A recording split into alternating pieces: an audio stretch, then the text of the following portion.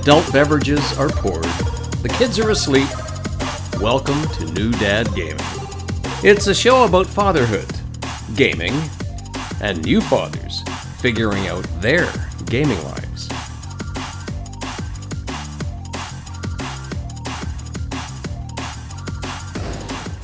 My name is Trevor, and I have a 7-year-old and a 5-year-old. I'm Jeff. My kids are not asleep because we're recording this on the long weekend, so they are very much awake. But I have a 12-year-old and a 9-year-old. I adore when you play it like so close to the chest. Like you're playing it so risky and loose. Like kids could come bursting in with any number of issues at any minute. It's more just like crashing through, right? Like they're going to be like tripping down the stairs and like thrown over the Lego down here. It'll be chaos. So you'll hear them. They do not sneak in. So Like, Dad, he took a chip. It's like, yeah, exactly. you have a Fast board, forward get in my another movie. chip. Yeah. Okay. You paused the movie to go to the washroom. That's not human behavior. What do you want me to do? Anything to start a fight, to be honest. Yeah. So we want to start off the show. So last week, had the pleasure of reading the great New Dad experience from Ron with his twins. I hope he's doing well this week. I was able to find a bit of sleep and a bit of gaming time. Got a new email, another awesome message from a gaming dad Chad. Love that rhymes. Writes into us with a response to Ron. So, listening to Ron's message on your latest episode made me want to write in with 2 of my own personal experiences that may be helpful to someone out there. Both made me feel like I had single-handedly revolutionized dadding, when in actual fact I was a few years behind the times. The first was when my son was an infant. He was very difficult to get to put down in his crib. I would end up spending hours rocking him to sleep, waiting till I heard that specific breathing pattern that meant I may be able to get him in the crib without waking him. That immediately. Yeah. Every dad listening is like, yep, Those are memories there. Yep. So get him into the crib without waking him. This is when I discovered the switch. I would have my son in my lap with one of my arms trapped under him, Joy-Cons in both hands, and the switch laying on his back. This was, of course, to keep him warm on those cold Alberta nights, and not at all because he made a nice switch stand. Nintendo's going to charge you for that. They're going to find a way. Baby stand switch extra. Just Yeah. the switch detects that that's what you're doing. You're just putting on your baby, and all of a sudden, like immediately $10 gets subtracted from your fees. Oh, and not because at all. He made a nice switch stand. I put about 100 hours into Breath of the Wild this way. Wow. Yeah, that is perfect. So, fast forward 5 years to this fall, and he is in kindergarten. We have half-day kindergarten here in Alberta. After a few months of struggling to juggle the 11 a.m. pickup, I discovered that if I leave 10 to 15 minutes early, I can partake in replay Breath of the Wild in 10 to 15 minute chunks while sitting in the car waiting for him to come out of school. This is guilt-free gaming session in the middle of the day because I'm being a dutiful father and showing up early so that my son never has to wait or wonder if I forgot to pick him up. This has had the benefit of him noticing that I've been playing Zelda, and now he asks if he can watch me play. To which I always respond, yes, son. Yes, you can watch me play Zelda. Wow. Yes, what That a is story. perfect. That is the gaming dad win. That's the cheat code of life. We got that. That's perfect. Nailed it, man. Switch with an infant. I'm telling you, like, just I got dragged back. I can picture the room. It darkened. I can smell the smells. Like so many hours with especially my firstborn, who also equally had trouble going down. And that's for me. For my hitch then was Hearthstone. You may remember. Yeah. Like we remember. Oh, I think all the audience remembers. Yes. But that same thing, it's just like I'm here, which also I miss those moments. Those are such sweet moments. It's so wonderful to have them close, but it is 4 hours of extended like nothingness. So just like whiling away, getting a bit of gaming time. Like, just to read that, I'm sure you had the same thing, just immediately pulled back, right? Oh, absolutely. I remember trying to lay them down, and that warm spot where you had them, as soon as it got cool, they would wake up before they hit the mattress, right? So trying to keep that spot warm and slide them in to the crib, and then like Indiana Jones kind of like switch and like run out. was always something of like a maneuver, right? So it's interesting, like that whole. I would have killed for a Switch to have back when my kids were born. Like again, I was just on my phone, which like a horrible battery playing, probably Angry Birds, which we talked about last episode. So that's an awesome way to use your Switch and get it. What too, like and when bringing it with you in the parking lot, just kind of waiting those moments, getting those few seconds. Perfect. Like, I remember I had a slight taste of that with soccer because there was a soccer drop off and there was sort of this dead period where the kids were in. I couldn't go in yet because I love to go and actually watch them. Yeah. But there was a dead time and I'm just sitting there, and I was on my phone. I'm just like, I have this emulator unit. Like, why aren't I just playing something? So I started getting into like Chrono Cross or Trigger or something like that. Yeah. In the parking lot while I'm waiting for the chance for dads to get in to watch the Suns. It was funny. All the dads come and gather in your car. Like, you're all it's like, no, get the XP. That's a terrible sword. Upgrade. Yeah, exactly. Like, what are you talking about? Big fist fight in the parking lot. Chad, fantastic story. Yes. Absolutely love how you wrote that out. Thank you so much for writing in. Gaming dads, do you have a similar story? Do you have a similar hack? Do you have a gaming dad fail? Anything to hear about it. It's really resonating with other dads and we'd love to hear the stories. Reach out to us at New Dad Gaming on Twitter or through our website, newdadgaming.com. Chad, cheers to you. Thanks once again. So I assume that Chad is an adult. Yeah. Right? So let's go with that. So the segue into the next story will be that equally there was a scenario where an adult showed up into a kid's game and it was a bit of a weird thing to navigate. Why don't you bring us through what's happened? Yeah, so this is with my 9-year-old, and my 9-year-old doesn't talk a lot at home. Like, you ask them what happened at school. It's fine. It's good. I'm good. Whatever. I swear, like, if I ever wanted to like interrogate and get stuff out of them, you just take them for a car ride, and everything comes out. It just flows, right? So maybe it's like they're alone in the car and they just want to talk, which is great. But they were mentioning that they were playing with their friend through Steam, a game called Bloons, which ultra popular, like a tower defense game, kind of cutesy, whatever. So they're playing with it with their friend, and then all of a sudden they say, "Oh, and their dad was laughing." I'm like, "Oh, what do you mean? Like, you guys did like a funny thing in the game, and you could hear them in the background or whatever?"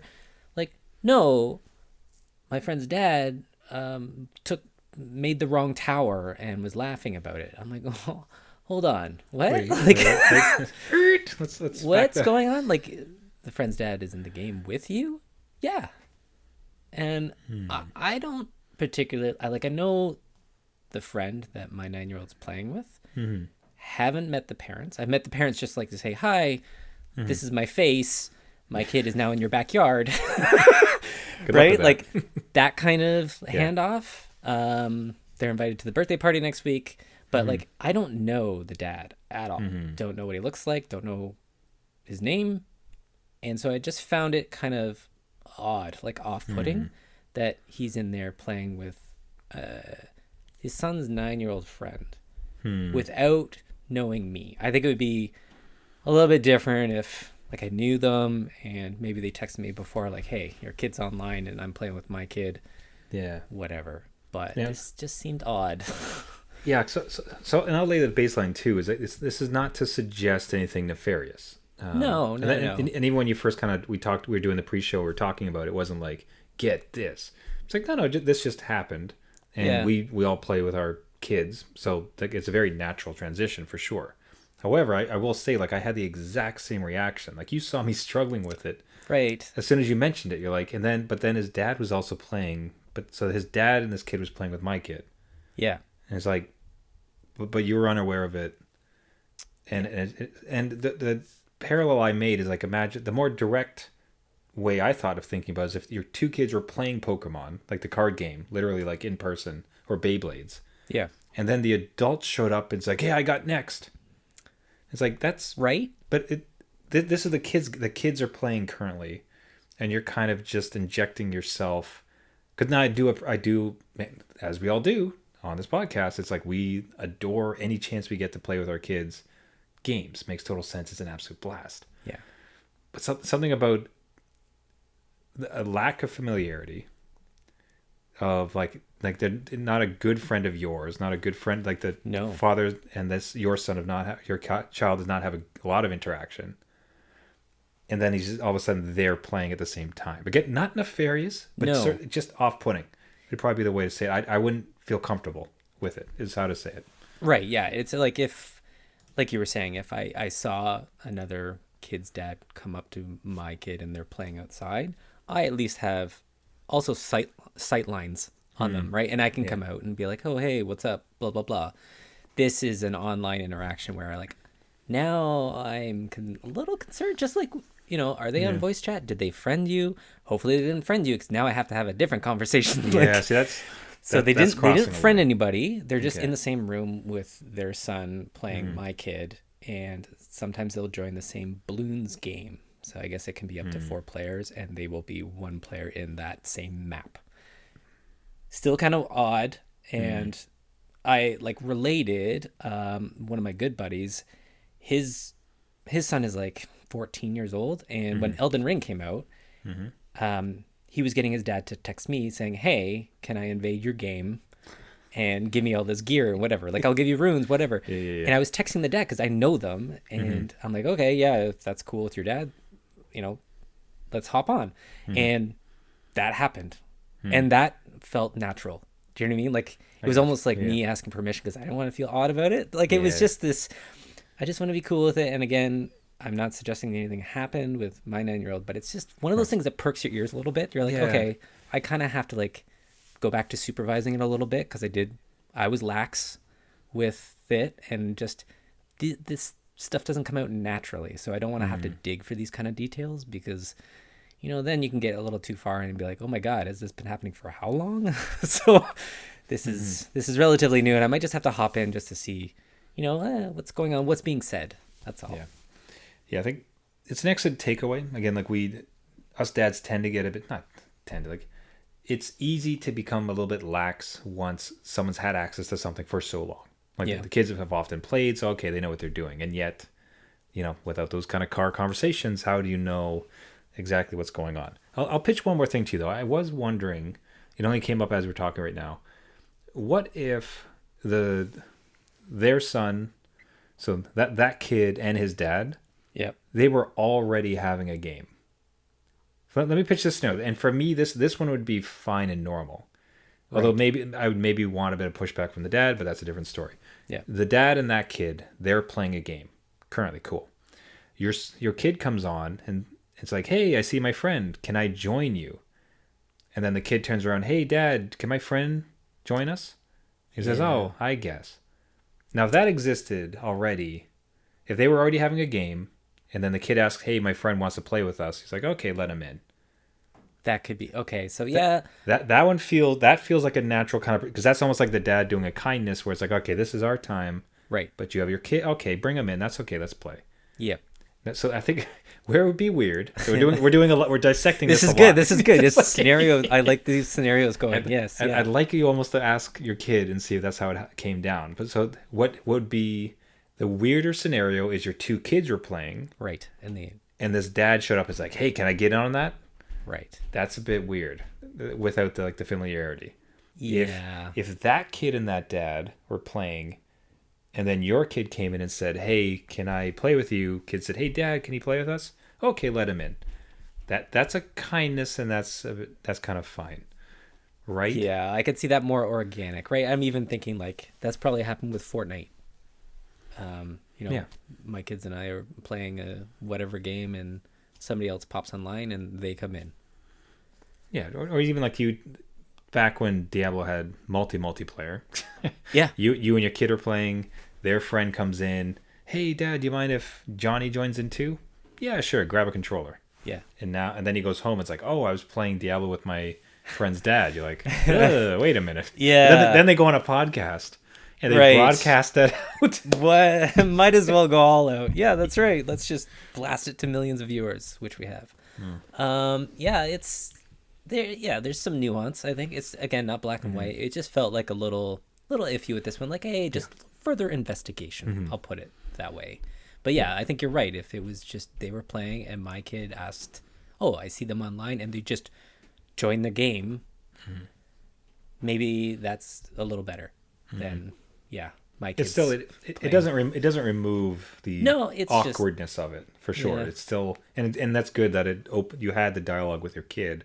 Yeah. It's like, all right, well, we're gonna review our online etiquette and safety talk conversation. Well, yeah, and like I mentioned before, like this kid is invited to my 9-year-old's 10th birthday next week, and if the dad drops them off, I might have to be like, oh, hey, you play with my kid on Steam, so what's the deal there? Like, what's up with the get real aggressive. What's your Steam name? Because maybe we should be friends just so I can see what you're doing out there. And what games do you have on your profile? You're gonna be buddies with my kid and not with me? Huh? Yeah. Get upset about it. And that's how Jeff made a new best friend.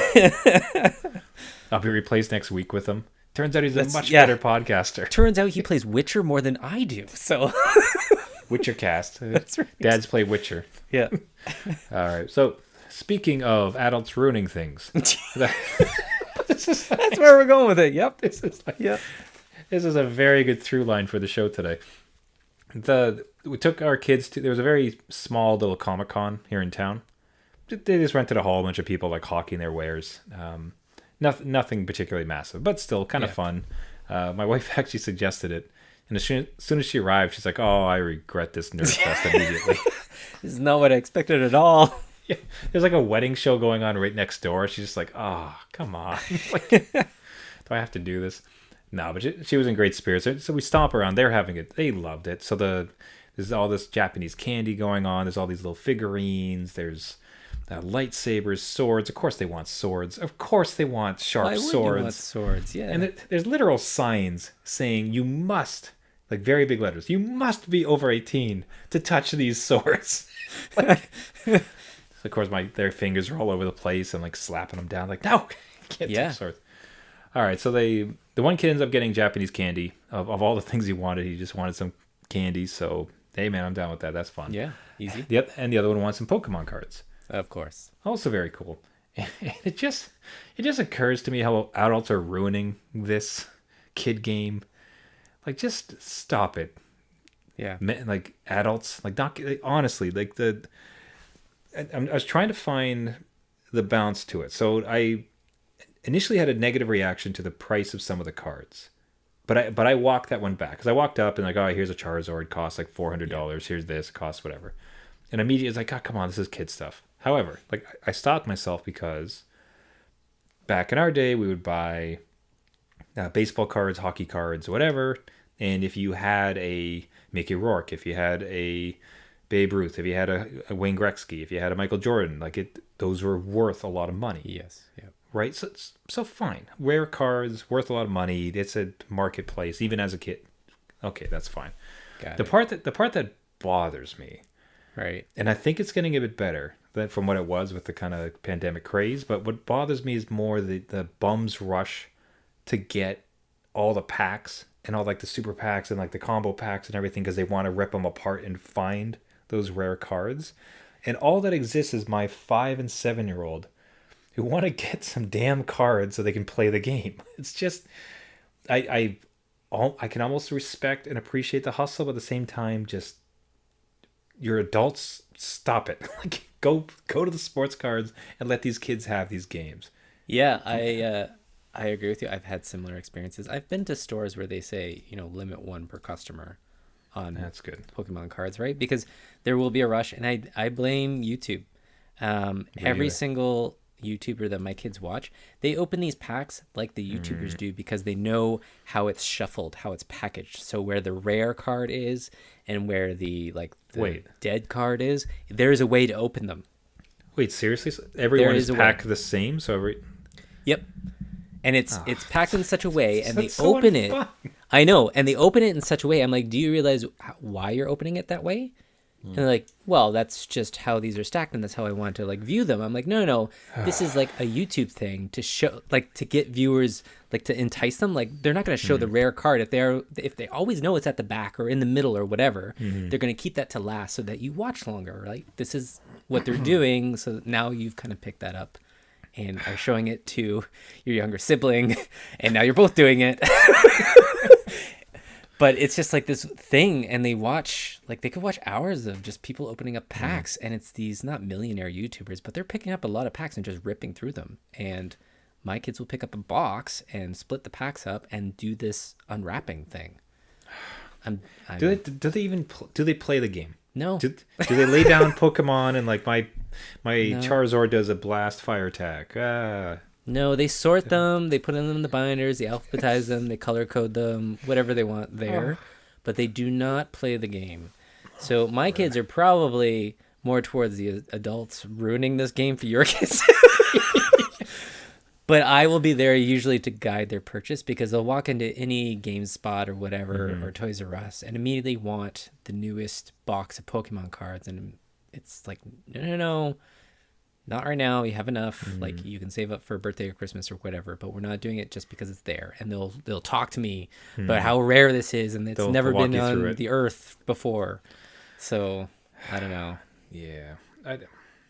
So that's where it just feels slightly different. Like, it used to feel like I like baseball, and there's a lot of my favorite players, and I'm going to collect the set, and I'm going to have a binder, and I'm going to trade with Timmy, like all my cards. You know, and sure, like maybe get lucky, this one's super rare, and if you save it for 10 years, it'll be worth some money. Right.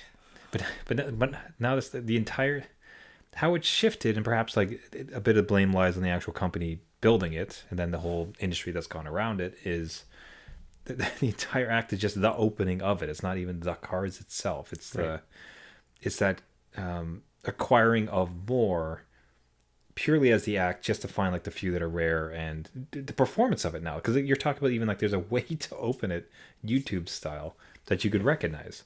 Yeah, and it might be a little bit, I collected, I think, football cards when I was younger, so I would collect my favorite team. That's what I would want first, but then I would look up the value of stuff, and then I would have like a little garage sale and know the value, right, and sell those cards, but not crazy. But it was something like I was learning about money and value and stuff.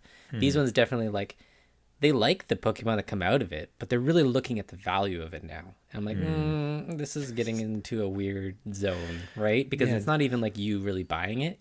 It's like dad and mom are buying it for your birthday, and it's like that's an investment. Like, this is like we're playing a slot machine more than we're like playing a game. Right. So the game has kind of gone out. The only time I've ever seen them play the game is either the video game part of it, or they make up their own drawings of Pokemon cards and battle those, cool. Which everything has god tier powers, so no one wins. Like, everybody loses ever. In nuclear war, there are no winners. That's right. I don't mean to like poo-poo on it, like, necessarily. I don't want to just be like a grouchy old man. It's just it really struck. Yeah, I was just struck by it. It's like my kid really likes collecting it. He has a lot of fun seeing them. We've played a few rounds, although not as many as I'd like. I want him to do more. It's actually a lot of math, which is great. Yeah. Right, and a little bit of creative problem solving. So I hope he does it more. But it struck me when I'm seeing this entire aisle of vendors and adults, and they're all just dicking around with a bunch of silly little animal cards. And come on, guys. Come on.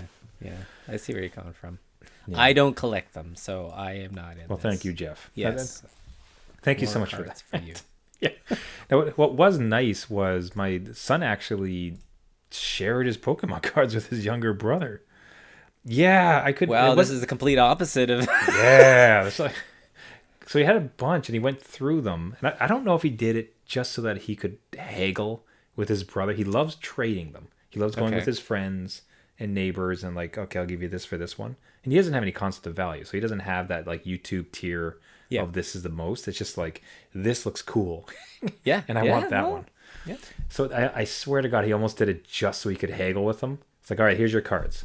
I want that one. How can I trade you for it? But they did it. So now my youngest now has a stack purely out of my oldest generosity. Never in a million years would I have thought that would have happened. Pulled the rare card in brotherly love. It's super effective. Yeah, exactly. No, that's awesome to hear. Like, that's something that, again, my kids will put their cards back and forth, but it would be like doubles, or like, I don't like this card, so you can have it. Like, they don't really sell it as a good thing. It was a little bit. So it certainly wasn't just I'll take half of all of them. Right. Yeah. But even still, it just was awesome to see. Nice. It's nice to see that. Now all of this prompts me to maybe play. I started playing my first Pokemon game. Because all this. Look at you. I know. You got jealous of your kids. You're like, you know what? I'm gonna go back into the history of these Pokemon.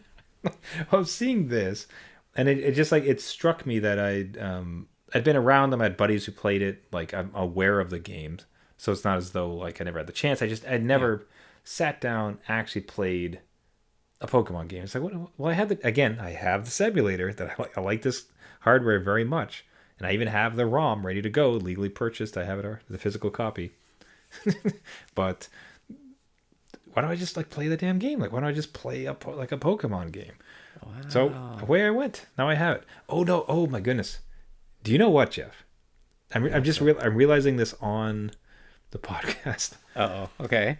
I do have the Pokemon cartridge for the all-time greatest system that's ever existed, the Game Boy SP. Do you really? I do. Why on earth? Well, why on earth am I not using my favorite Square gaming system that's ever existed? Now's the time. The planets are aligning. This is when you need that the most. Although the fast forward on the ROM version is very nice. It's very useful. Well, I was about to say, like, do those old games hold up? Like, there's got to be like. In doing research for this, and I'd love to hear from gaming dads if they have a opinion on this matter. But what I did was like, okay, if I am going to do this, why not go with a high point? Yeah. Why not try something that's going to be like interesting or fun or not broken? Exactly. And everybody said it. So I went through the top rankings, and two that are of older games that hold up consistently. Gaming Dads again at New Dad Gaming, newdadgaming.com. If you have a different opinion, was Red. So the old like Red one. Yep. Somehow still holds up to this day. Gold and Silver. Okay. Apparently were really great. People like really praised it. And Emerald. So ding ding ding. So okay, all right. There's a lot of DS ones, but my emulator doesn't have DS games. One day. So after you're done this one. one fancy day. So I went with decided to start playing Gold, and we're gonna see where that gets to. Okay, like you're gonna have to come back and I expected a review and what Pokemon you've caught, and did you catch them all? Because we're all waiting to hear. Catch 'em all. So what I need, Jeff, is an infant that I can that I need to lure to sleep. So I have those 4-hour stretches where I can get some good Pokemon trainer time. That's what I need here. Get that gaming time back, right? Because you were so like you had so much time to do all that. So my wife looks at me. It's like, so you're telling me you want a new baby, but not because you have more love in your heart to give. It's because you have more Pokemon in the world to catch. Is this the line? Gotta raise them all. Like you gotta.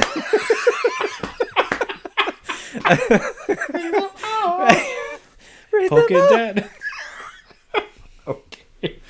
Oh my lord! All right, that's the end of the show. There's nothing that tops that. Is it? I think we can go a lot longer with that. We can sing the whole song. Please don't. We're gonna get the copyright strike, given how beautiful our voices are. Oh my goodness, everybody. That does it for this week. Thank you so much for listening. This has been New Dad Gaming. Do you have an opinion on Pokemon and the best games that we should be looking into? Did you have a similar situation with another gaming dad and you weren't exactly sure how to navigate it with them playing a game with your child online? Do you have a story? Gaming Dad Chad, thank you so much for the story this week. That was fantastic. And a little bit of advice, future advice for Ron as well, Gaming Dad Ron from before, to definitely take note of.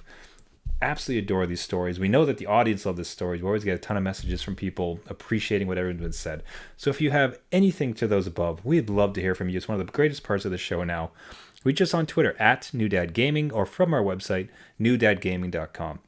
If you like the podcast, you can find us on all the major podcasting networks. You can find us on Spotify, iTunes, Google Play, Caster, anywhere where you find your podcast. Just search for New Dad Gaming.